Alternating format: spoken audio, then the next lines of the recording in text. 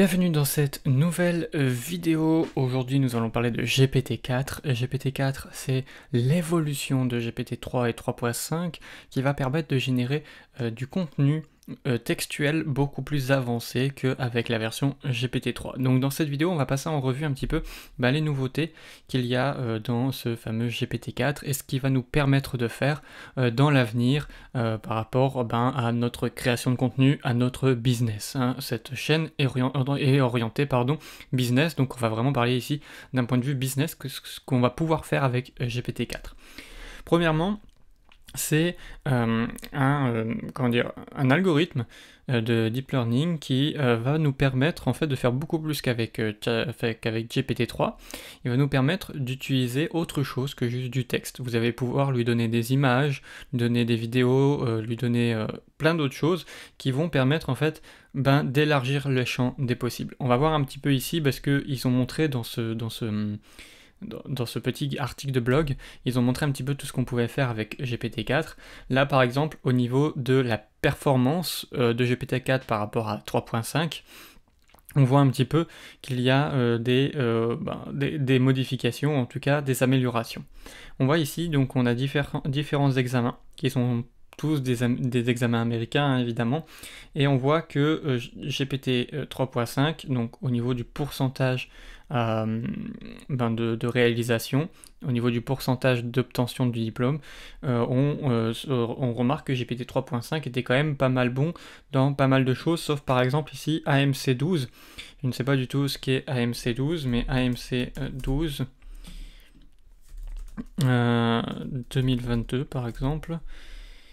AMC 12, c'est c'est des problèmes de maths. Voilà, tout simplement. Donc là, on a quelques petits exercices, ce sont des problèmes de maths. Et on voit que GPT 3.5, au niveau des maths, il n'était pas très très fort. Et on voit qu'avec GPT 4, on obtient quand même plus de 40% de validation, alors que là, on n'était même pas à 10%, on devait être à 3 ou 4%. Donc on a fait x10 par rapport à la version d'avant. Donc vraiment, c'est pour vous montrer que GPT-4 est carrément beaucoup plus puissant que GPT-3 et permet de faire énormément de choses. Il a une vision beaucoup plus pragmatique et beaucoup plus logique, par exemple pour des exercices de maths, ici, l'exemple des exercices de maths tout simplement. En dessous, donc, on a donc les différents examens avec les scores obtenus. On voit quand même que dans la majorité, c'est assez sensiblement la même chose. Là, on voit par exemple 163 pour LESAT, je ne sais pas comment on dit, et ici 149. Bon, il n'y a pas une grosse différence. Par contre, pour certaines autres choses, par exemple ici 298 au lieu de 213, bon déjà on a un écart un peu plus important. Ici 700 sur 800 au lieu de 590. Vraiment, on a quelque chose de très très très puissant par rapport à l'ancien GPT-3. Donc GPT-4 est quand même beaucoup plus puissant que GPT-3. Ici, au niveau des différentes langues, on voit que GPT-4 est aussi également beaucoup plus fort que GPT-3. On a un score ici en anglais de 3 pour le 3.5 de 70%, ici 85%.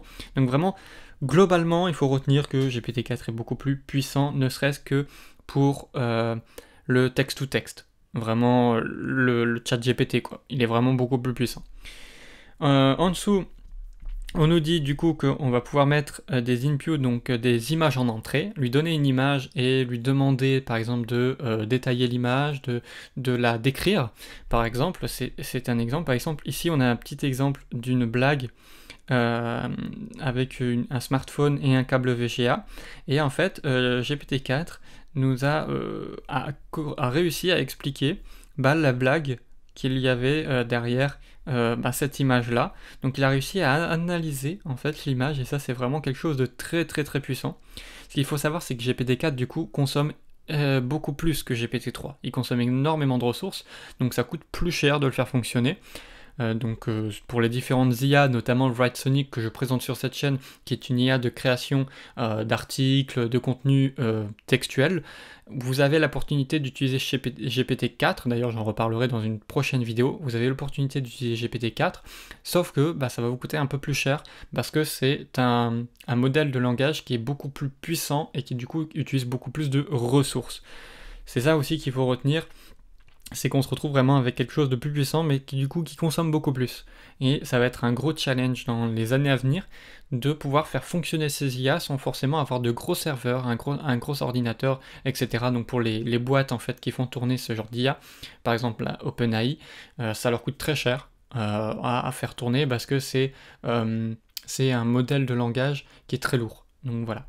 Là, on a d'autres petites choses, donc par catégorie, etc. Et ce qu'il faut retenir du coup de GPT-4, c'est que vraiment on va pouvoir faire des choses beaucoup plus intéressantes qu'avec GPT-3. Je le montrerai sur cette chaîne comment créer un business, comment améliorer son business avec l'IA, donc n'hésitez surtout pas à vous abonner. J'ai également une newsletter sur laquelle vous pouvez tout simplement aller rejoindre, sur laquelle je vais donner des astuces d'IA mais également de business pour améliorer votre business ou commencer votre business en ligne afin de générer du revenu passif ou des revenus tout court. Ne serait-ce qu'en plus de votre salaire actuel si vous êtes salarié. Donc vraiment n'hésitez pas à rejoindre ma mailing list, allez dans la description, donc n'hésitez surtout pas à la rejoindre. Voilà, donc là on nous dit un ChatGPT+, avec l'abonnement de ChatGPT+, vous pouvez avoir accès à GPT-4, et dans une prochaine vidéo je vous montrerai un petit peu les différences qu'il y a entre justement GPT-4 et GPT-3 au niveau de ChatGPT et ce que vous pouvez en faire en plus. Donc là on nous parle de pricing aussi, donc c'est beaucoup plus cher encore une fois d'utiliser GPT-4 que GPT-3. Donc voilà tout pour cette petite vidéo. Juste à retenir, c'est que GPT-4 est plus puissant évidemment que GPT-3. Il est beaucoup plus logique, il va permettre de créer des choses beaucoup plus créatives justement, beaucoup plus poussées qu'avec GPT-3, ne serait-ce que par le texte. Il va pouvoir bientôt, donc là pour l'instant c'est pas encore accessible, mais on va pouvoir utiliser des images, donc il va pouvoir nous décrire des images, ressortir des informations d'une image, pareil pour les vidéos, etc. Donc ça va être plutôt cool. Donc à voir dans l'avenir ce qu'on va pouvoir faire avec ce GPT-4 et notamment GPT-5 peut-être bientôt tout simplement. Donc voilà tout pour cette vidéo, n'hésitez pas à vous abonner et à rejoindre ma mailing list. On se retrouve très bientôt pour une toute nouvelle vidéo. Merci à vous.